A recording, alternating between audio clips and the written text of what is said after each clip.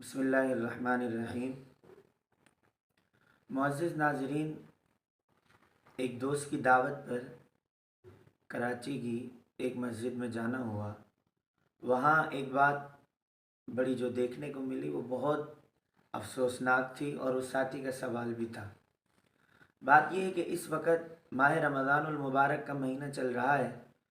اس سال ماہ رمضان المبارک کی آمد سے پہلے دو قسم کے طبقات نے اپنی محنت کو شروع کیا۔ ایک وہ جنہوں نے رمضان المبارک کی خاص عبادت تراویح کی تعداد کو کم کرنے کی کوشش کی، آدھی تراویح کی تعداد کا انکار کر کے امت کو آدھی تراویح پہ کھڑا کر دیا۔ اور دوسری وہ محنت جو ڈاکٹر جاوید احمد غامدی صاحب کی شکل میں پھیلائی گئی اور دعوت دی گئی، وہ یہ تھا کہ آپ سرے سے تراویح کا انکار کر دیں۔ تو رمضان المبارک کی آمد سے قبل تو یہ بحث چلتی رہی، لیکن ان کی اس بحث سے نقصان کیا ہوا کہ رمضان المبارک میں مساجد میں جہاں 10 صفیں ہوا کرتی تھی وہاں پہ 5 صفیں ہو گئی، اور پھر 5 صفوں میں بھی جہاں پر لوگ شروع میں تراویح شروع کر رہے ہیں اور اس کے بعد جب 8 رکعت ہو جاتی ہیں تو سلام پھیر کے چلے جاتے۔ تو میرے اس دوست نے یہ بات کہی کہ مفتی صاحب، میرے ساتھ رمضان المبارک کے مہینے میں اس سال بیٹا تراویح پڑھنے نہیں آیا۔ تو میں نے سوال پوچھا کیوں، اور اس نے خود بھی بتایا، کہا کہ اس نے ڈاکٹر جاوید احمد غامدی کا ایک کلپ سنا جس میں انہوں نے یہ کہا کہ تراویح ہے ہی نہیں۔ تو بات یہ کہ دونوں قسم کی محنتیں کی گئی۔ میں یہ سوال کرنا چاہتا ہوں کہ یہ دین کے خیر خواہ، امت کے خیر خواہ جب ڈاکٹر، انجینئر اور اس طرح کی جب شکلوں میں آئیں گے تو نقصان کیا ہوگا؟ دین کے ایک ایک مسائل کا انکار ہوتا چلا جائے گا۔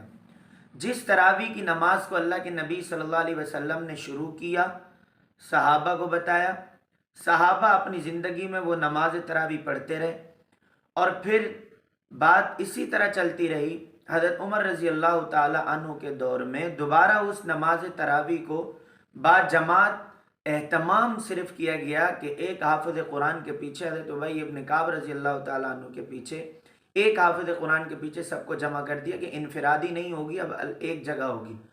تو بڑی معذرت کے ساتھ میں اس کی بھی وضاحت کرتا چلوں، بعض ہمارے حضرات یہاں تک اپنی باتوں میں یہ بات بھی کہتے چلے آئے ہیں کہ حضرت عمر نے اس کا آغاز کیا، حضرت عمر نے اس کا آغاز کیا، یا حضرت عمر نے 8 کو 20 بنایا۔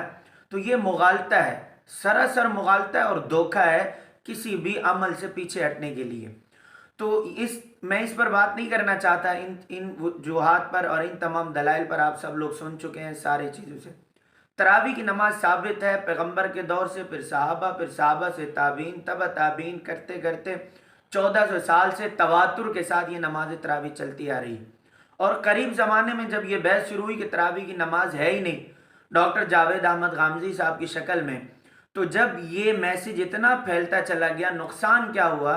نقصان یہ ہوا کہ ہماری مساجد رمضان المبارک میں جو اللہ تعالیٰ کی عبادات کا مہینہ ہے، اللہ کو راضی کرنے کا مہینہ ہے، اللہ تعالیٰ کی طرف خوب متوجہ ہونے کا مہینہ ہے، عبادات کے ذریعے، نوافل کے ذریعے، فرائض کے ذریعے، واجبات کے ذریعے اور صدقات کے ذریعے، جس طرح بھی، تو ہوا کیا کہ عبادات سے امت کو دور کیا گیا۔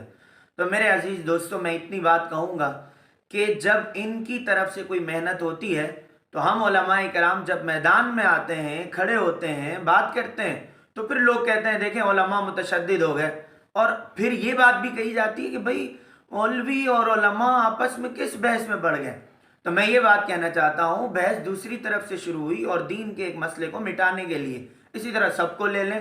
صرف اس عنوان پر میں اتنی بات کہوں گا، خدا کے لیے میں اپنی سادہ لو عوام سے کہوں گا کہ ڈاکٹر انجینئروں کی طرف نہ جائیں، ورنہ کرتے اگر آپ اسی طرح چلتے گئے تو اللہ کی قسم آپ دین سے بہت دور ہوتے چلے جائیں گے، اور آئے روز آپ دین کے ایک ایک مسئلے کا انکار کرتے چلے جائیں گے، پھر آپ کے پاس بچے گا کیا؟ اس وجہ سے علماء کے ساتھ رہیں، علماء کو سنیں، علماء کے ساتھ اپنی عبادات وابستہ رکھیں، مسائل وابستہ رکھیں، ان سے پوچھ کر چلیں، تو انشاءاللہ دین پورا بھی ملے گا اور دین کا ہر مسئلہ امت کے ہر طبقے تک پہنچے گا۔ اگر یہاں سے دور ہو گئے، جس طرح آج تراویح سے دور ہو گئے ہیں، اسی طرح باقی عبادات سے بھی دور ہوتے جائیں گے، لہذا اس طرف جانے کی ضرورت نہیں ہے۔